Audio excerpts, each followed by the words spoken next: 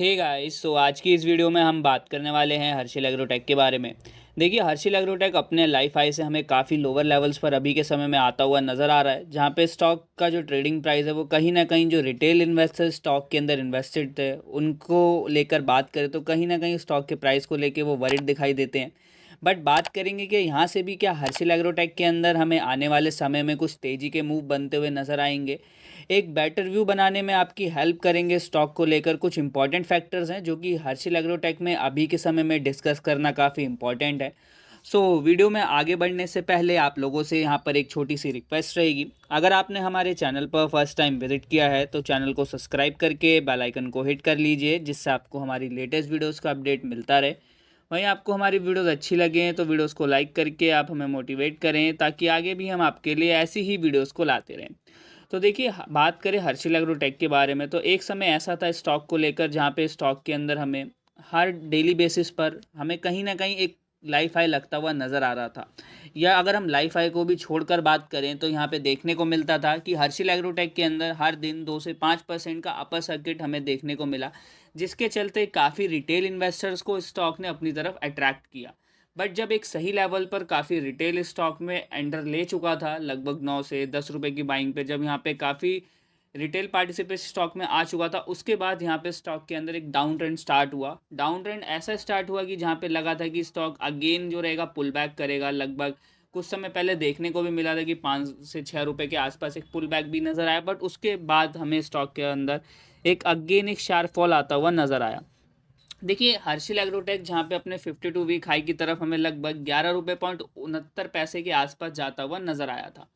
उन लेवल से स्टॉक ने एक अच्छी करेक्शन अपने इन्वेस्टर्स को दिखाई। और कभी भी हम अगर किसी पेनी स्टॉक में इन्वेस्ट करते हैं, क्योंकि हर्षिल एग्रोटेक कोई बड़ा शेयर नहीं है, अगर कम से कम मार्केट कैप को लेकर बात करें तो सिर्फ और सिर्फ हमें 100 करोड़ से नीचे का कंपनी का मार्केट कैप अभी के समय में देखने को मिल रहा है एज पर वैल्यूएशंस। बट क्या इन लेवल से स्टॉक में तेजी आते हुए नजर आएगी? तो देखिए, अभी भी ऐसे कई फैक्टर्स हैं जो कि हर्षिल एग्रोटेक में हमें इंपॉर्टेंट होते हुए नजर आते हैं। बात करेंगे जहाँ पे सारी कंपनीज के हमें Q1 के नतीजे यहाँ पे आते हुए नज़र आ रहे हैं। रिजल्ट सीजन चल रहा है जहाँ पे हर कंपनी अपने Q1 के रिजल्ट्स अनाउंस कर रही है।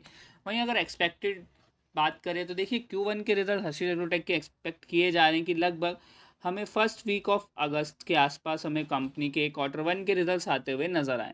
और अभी जिस लेवल पे स्टॉक नज़र आ रहा है, तो अगर हम कुछ समय पहले देखेंगे तो लगभग यहाँ पे हमें देखने को मिलेगा कि अगर हम इसके डेटा पे मई या जून के डेटा पे फोकस करें तो उस समय भी स्टॉक लगभग 1 रुपये 30 पैसे 41 पैसे के आसपास नज़र आ रहा था। और अभी के लेवल्स पे भी स्टॉक के वही लेवल हैं जो उस समय हमें देखने को मिलते हैं। तो देखिए, यहाँ पर दो स्ट्रैटेजी हो सकती है।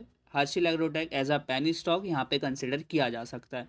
पैनी स्टॉक्स हमेशा से काफ़ी रिस्क इनमें इन्वॉल्व रहता है, क्योंकि जितना गेन देने के लिए पोटेंशियली फ्री होते हैं उतना ही जो रहता है ये लॉसेस की तरफ भी आपको ले जाते हैं।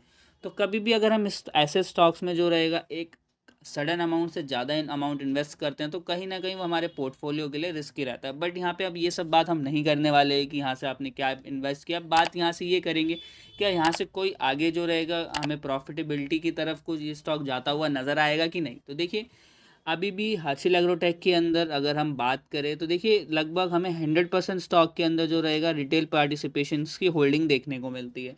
बट इसमें जो मेन गेम है, लगभग 24 शेयर होल्डर स्टॉक के अंदर ऐसे हैं, इन्हें हम मेजर या बड़े शेयर होल्डर्स कह सकते हैं, जिसके पास लगभग 69% से अधिक की शेयर की होल्डिंग सब में नज़र आती है। और ये 69% की होल्डिंग का अगर डेटा को लेकर बात करें तो मार्च तक का डेटा है कि लगभग 69.19% के करीब की इन 24 बड़े शेयर होल्डर्स की शेयर होल्डिंग्स हमें स्टॉक के अंदर देखने को मिलती है, जो कि सिर्फ ये इंडिकेट करता है कि अभी भी स्टॉक में बड़े प्लेयर्स हैं। और यहाँ पर ये कहा जा सकता है कि सिर्फ और सिर्फ ये जो गेम है रिटेलर को स्टॉक से निकालने के लिए किया जा रहा है।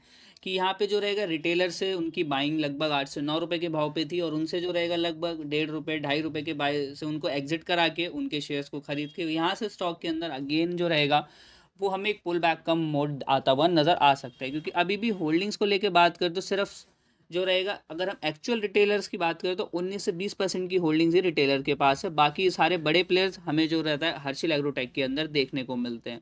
और स्टॉक में एक चलने का मेन रीज़न ये भी रहता है बल्क डील्स। और अभी के समय में बल्क डील्स को लेकर बात करें तो लास्ट बल्क डील हमें 28 मई के आसपास होते हुए नजर आई थी। हर्षिल एग्रोटेक में एक गेम हमें प्ले होता हुआ नज़र आ रहा है, बट इसमें सबसे इम्पॉर्टेंट ये है कि अगर आपने अपनी पोजीशंस में ले रखी हैं तो एक सही लेवल पर एवरेज कर लीजिए, जिससे आपका जो टारगेट है वो छोटा हो जाए। लगभग अगर आप स्टॉक में एक सिस्टमैटिक वे से चलिए, इतना टारगेट लेके चलिए कि लगभग आप इतने टारगेट पे स्टॉक से एग्जिट लेंगे और उसी पोजीशंस के अकॉर्डिंग आप अपनी स्ट्रैटेजी को बिल्ड करें, तभी आप स्टॉक में कुछ अच्छे रिटर्न्स यहाँ पे सिक्योर कर पाएंगे। बाकी हमारी साइड से स्टॉक में कोई भी बाय और सेल की रिकमेंडेशंस नहीं है, सिर्फ आपके साथ यहाँ पे एक व्यू साझा किया जा रहा है, जिससे आप जो रहेगा एक अच्छी स्ट्रैटेजी के थ्रू कामकाज कर सके। वहीं देखिए आज के दिन अगर स्टॉक के बाय और सेल के डेटा को लेकर बात करें, उसमें भी हमें देखने को मिलता है कि कहीं ना कहीं स्टॉक के अंदर जो है वो बाइंग बढ़ते हुए नज़र आ रही है। लगभग 3,76,443 शेयर बाय की साइड पे है और 2,46,210 शेयर हमें सेल की साइड पे देखने को मिलते हैं।